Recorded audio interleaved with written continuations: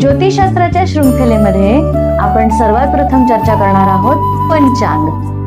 तुम्हाला माहिती आहे का की आपलं मराठी पंचांग हे सर्वात प्रथम कोणी लिहिलं किंवा ते कुठे छापलं गेलं? विशेष म्हणजे पंचांगामध्ये येणारे जे काही घटक आहेत त्यांच्याबद्दल तुम्हाला सविस्तर माहिती आहे, म्हणून साठी हा व्हिडिओ तुम्ही शेवटपर्यंत नक्की बघा.